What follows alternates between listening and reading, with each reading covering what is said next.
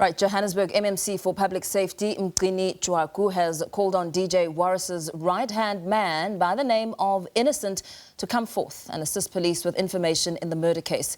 Innocent was not with DJ Warras when he was ambushed by 3 unknown suspects who shot him dead in the Johannesburg CBD yesterday.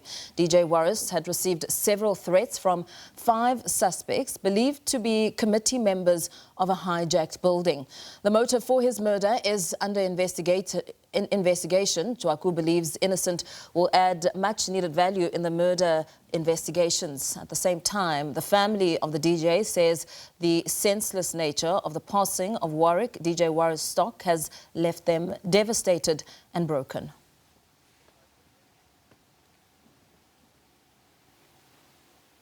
All right, for more on this story, we cross live to reporter Calvin Dludla, who's at the SABC 5FM studios, which was a former employer of DJ Warras, to speak to his former colleagues and some of their fondest memories they shared with him. Good afternoon, Calvin. I understand you've spent the better part of this morning speaking to those colleagues of DJ Warras. What have some of them had to say about the man?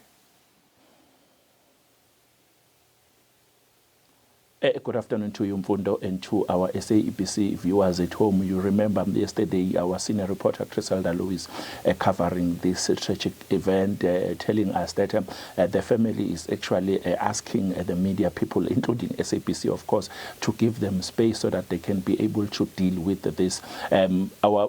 My senior reporter as well, Pel Makubane, is with me. She was with the Lewis yesterday. Before I continue with the story, I have to involve or include her so that she can be able to tell us exactly what really happened yesterday. Pel, thank you very much for your time. You and our senior reporter, Lewis, you were covering this tragic incident. When you arrived on the scene, what happened? What did you see? Well, good afternoon, Calvin, and to the listeners.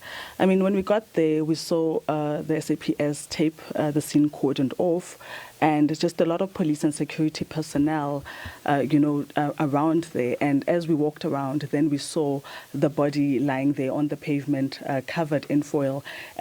It was later then that forensic team arrived and, went on to look for evidence and gathering the specimens that they could find, especially bullet projectiles and so forth. But I must say that, we were welcomed by the sister, Nicole, who was grief-stricken and shaken at the time, but was able to, understand our position and what we sought at the time, more information. And she was very calm, saying that, yes, she's shattered, and however, she had to be there as a sister and as a family member, as that's her brother that's lying there. And, it was up to her to be strong and just to be there for her brother till the final moment when the forensic pathology van arrived, just to take his body away. This should be difficult also to you colleagues, because it was a tragic incident. You were trying to tell people on what really happened. You might have struggled maybe to deal with this issue. It's difficult. Well, I must say that, we come across dead bodies all the time, and it's never easy.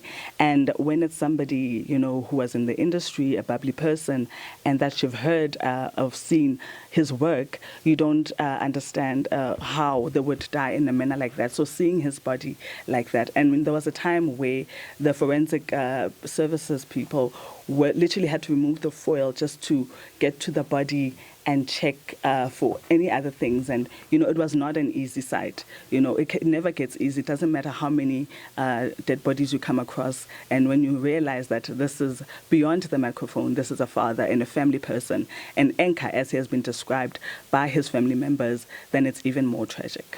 I have to commend you, both you and Criselda, for covering this, especially when the family asked for privacy. And I could hear the lady, the relative, saying that they need privacy. As a journalist now, talk to us about that. How do you cover such stories, also respecting the privacy of the family? Well, we're in an era where social media leads and everybody ignores the ethics of journalism, and it's extremely important to adhere to, the family wishes. As much as everybody wanted to break the story, we knew exactly who was lying there when we arrived at the scene. In fact, even before we got to the scene.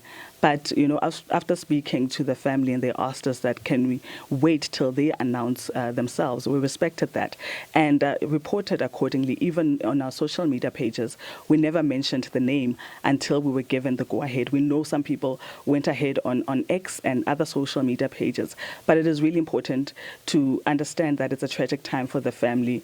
They're reeling through it, especially once they've witnessed a dead body like that of a person that, walked out as a healthy person and now brutally murdered in that manner. You have to respect the family, respect everybody's wishes, and also be sensitive to the viewers that while giving them information, we tried our best not to show the graphic stuff or describe the graphic things that were happening there, but respecting family and respecting the journalism ethics goes a long way. Thank you very much. That was Pearl Magubane. She is our colleague here at the SABC, explaining on what really transpired yesterday. Today we went to the Melrose Arch, where we engaged with the management. Also, they are saying that they need privacy. They are saying that the family must be respected on this issue. We were trying to have a crossing next to the flat where DJ Warras was staying or residing, but we were told that that would be insensitive of us. So we were allocated a different space. That is where we did a crossing with Ayanda on the agenda. So we're here at the 5FM studios here at Radio Park. That is where we were trying to engage with some of Warran's colleagues. They told us that he was a good person. They told us that they would dearly miss him. You'd remember that the studio where I'm sitting, that is where DJ Warras used to do his 7 to 10 show, and that was a show that was enjoyed by many. We will keep on engaging others and updating viewers at home. Police did mention that no one has been arrested yet, but Captain Tinzwalo Spego from SABC in Gauteng did tell us that they will update us, and if they find something. Tata Mrero as well sent condolences to the family of Warras. But because of time, Fondo, back to you in studio.